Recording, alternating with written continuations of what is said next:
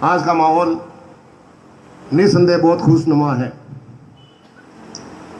और क्यों नहीं होगा कि जिस दूरियों की चर्चा राजनीति में पिछले 10 साल से हो रही थी, 15 साल से हो रही थी, हम दोनों एक मंच पर बैठ करके हाथ ऊपर खड़ा करें हमारे सभी साथियों के साथ।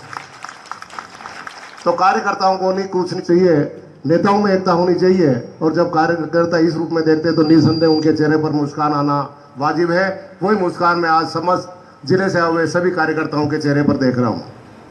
और यही अनुमान लगा करके शायद हमारे पार्टी हाईकमान ने हमें संभाग के सभी मुख्यालय पर जाकर के इस प्रकार की मीटिंग करने का निर्देश दिया है। ये मीटिंग है केवल उदयपुर संभाग में हो रही है और कहीं नहीं हो रही है।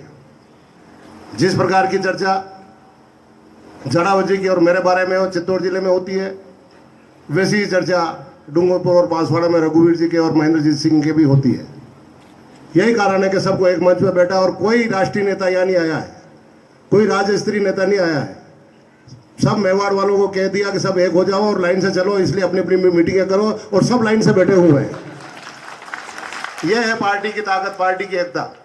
और मन में कोई दुविधा इन नेताओं के भी होती तो शायद इस प्रकार से आकर के नहीं बैठते।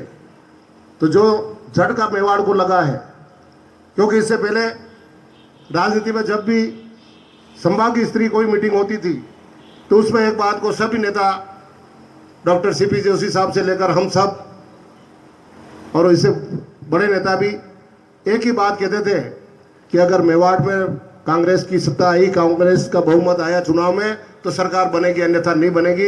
इस बार मेवाड़ में बहुमत नहीं आया, उसके बाद भी सरकार बन गई, इसका मतलब हम मेवाड़ में कमजोर हो रहे हैं। यह चिंता का विषय है। इसीलिए हमें हमारे हाल पर छोड़कर एक साथ मीटिंगें करने का निर्देश दे दिया। और आज इस बात की खुशी है कि आज ये 3 दिन हो गए मीटिंग करते हुए। डूंगरपुर बांसवाड़ा की हुई, प्रतापगढ़ और उदयपुर की हुई, आज चित्तौड़ और राजसमंद की है। और कोई नेता इसमें अपसेट नहीं रह रहा है। कोई रह रहा है तो बहुत ज़रूरी कारण से नहीं आ पा रहे हैं, बाकी वो सब आदमी आने के लिए तैयार है और कार्यकर्ताओं में एक अच्छा संदेश जा रहा है।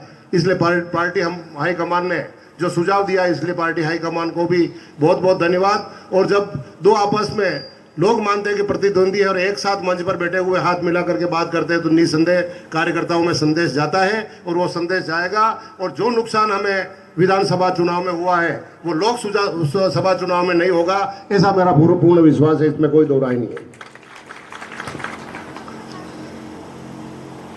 अभी जो मेवाड़ में हारने की बात हुई, आनंदीलाल जी ने क्या कहा ये मुझे पता नहीं है, लेकिन ये कहा कि आनंदीलाल जी ने अभी कहा था, जैसा रघुवीर जी ने कहा था, उसके आधार पर कह रहा हूँ कि सीटें पूरे 150 आने की स्थिति थी, क्यों आई।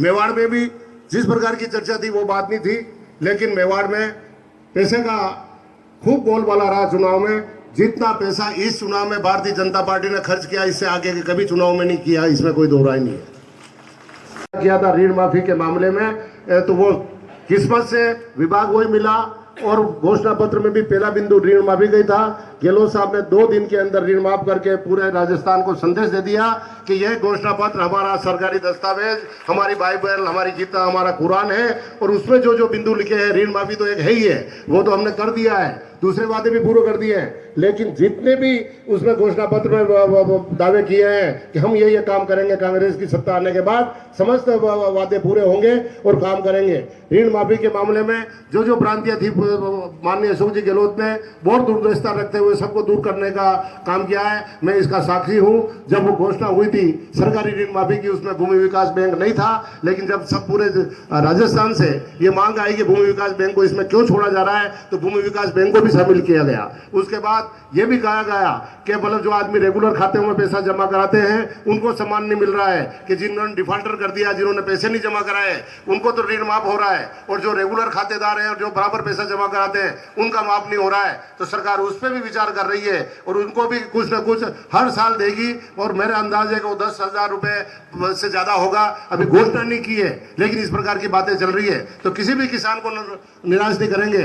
माननीय अशोक जी गहलोत का ये स्पष्ट मानना है कि इस हिंदुस्तान में या इस राजस्थान में जब तक किसानों की आर्थिक स्थिति ठीक नहीं होगी, जब तक पूरे हिंदुस्तान में या राजस्थान में बाजारों में रौनक नहीं दे सकती। अगर हमें प्रगति करनी है, उन्नति करनी है, तो किसानों की हालत को मजबूत करना होगा, जब भी बाजार में रौनक दिखेगी, नहीं तो बाजार में भी मक्खियां उड़ेगी। इसलिए किसानों की जेब में पैसा आना चाहिए, यह प्रयास किए जाए।